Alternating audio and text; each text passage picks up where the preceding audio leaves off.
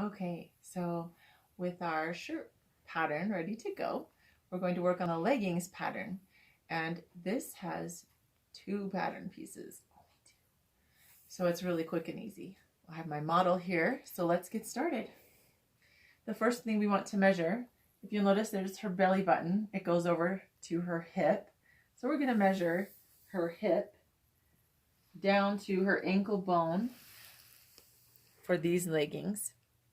If you want to measure shorter leggings or even shorts, it's the same concept, but we're going to start here. We're just going to make long. Right, the other measurement that we will need is called an inseam. That's from the crotch all the way down.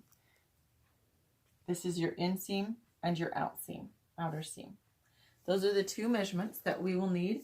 We already measured hips or waist for this, both of those. So we are ready to make pants. All right, with our measurements, I'm actually grabbing some leggings that are a little too small, and I'm going to use these as our guide. This isn't necessary, but I want to show you how you can use existing clothes to make a pattern as well. So our outer seam should be 38. You can see that they're at 35, so they do need to be longer. And so I placed them a little bit farther here. So I don't need to make another line. The next thing that we're going to measure is the inseam. And that actually corresponds perfectly with the new inseam. So using this pair of leggings as our guide, we're going to use the length of these and then add to it. But we also need to measure hips, which would be approximately here. So 8 times 4 is 32, which her hips now are 35. So we do need to add a ½ inch to that. The easiest way to do that would be scoot these over just a little like that. Now her ankles aren't getting bigger, so we're going to leave the bottom pretty much the same. But we are going to add a little to the top. Now they're at 9.5, and her waist is at 27. So 7 times 4 is 28. So that's pretty close. If you need to, you can always slim it down and make a bigger angle here to make a smaller waist or scoot it in. But for this purpose, because they stretch so much, again, only knit for leggings, because they stretch so much, you don't want them super loose anyway. They're just meant to be comfortable and to fit kind of like a second skin. So we're not going to add a whole lot. So with that said, we're going to make a line down here. For this line, it's a pretty straight line. Add just a little bit for the hem, because we do want to hem it like ½ inch. So this is a pretty straight line. We're going to make a little higher there. Excuse me, my allergies are starting to kick in this spring. And then for the top of the leggings, we're going to fold it over just a little and make a straight line straight across from where it's at. Now from where it's at here, from the top to here, we can either follow this line or make it a little bit curvier. If you have curvier hips, you'll want a deeper cut here.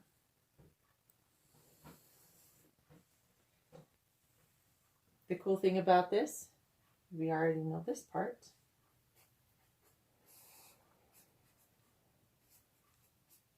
We're going to place this on the fold. We're going to cut 2 on the fold because you have 2 legs. Now, the top of this is super comfortable. I thought I invented it, but apparently not, because these have the same top that I thought I invented. So we're going to go ahead and use this same concept. Sticking just a little.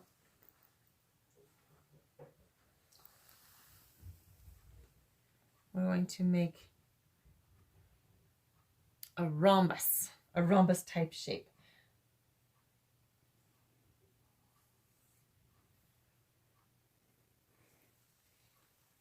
And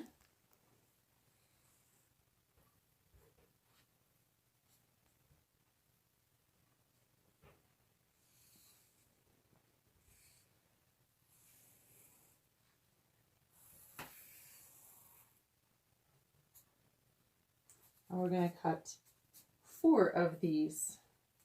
Let me show you why. Because we have the lining inside and the outside piece for the back, and the lining and the outside for the front. So you need 4 of those. We're going to talk about assembly after this. So here is our pattern, and here are our cut pieces. Open it up, back, front, and 2 sleeves. Now the last piece that I did not address yet, because in making my own patterns, I don't make a pattern piece for the neckline. What I do is measure from point A to point B, and just add a little bit because we need to compensate for this. And making it a little bit bigger when you apply it, which we will do in another video, we will assemble these. But stretching it helps accommodate all of this as well. So we want it just 2 inches. Actually, it's folded. And then 2 inches bigger than this is wide.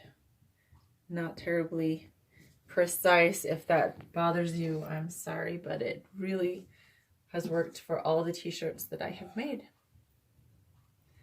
Now we're going to cut the pants, and we will show those. With our fabric, you can fold it this way and just fold it once and cut out one, and fold it again and cut out a second pant leg. But I have streamlined the process just a little bit, where I fold it once, twice as wide as we need. Now on this one, because there is a print, I'm trying to line up the print, and then I fold it this way. Now we have 2 folds right here.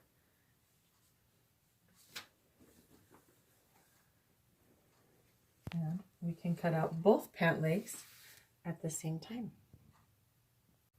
All right, the same thing for the waistband. Now I did tell you cut 4, but what I have also done is write or 2 on fold. The fold will be on the very top.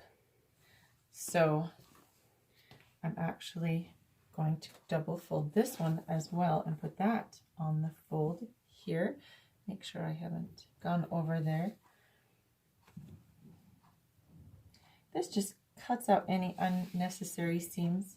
Anytime you cut out unnecessary seams, it reduces bulk, and especially on the tummy area, it really makes it more comfortable. So we're going to just cut this out, and I need a new blade.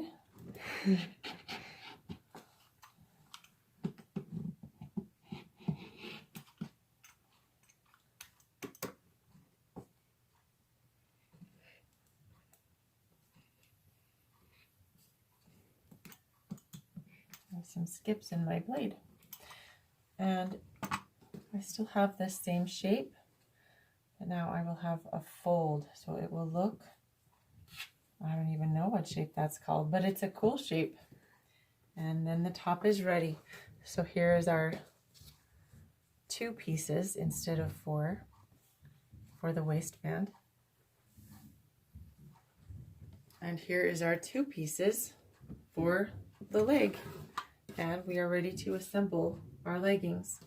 When you fold this in half, this will be the front and the back, and it will fit on just like this. And it will be super comfortable. And we'll assemble all of these in our next video. Thanks for joining me.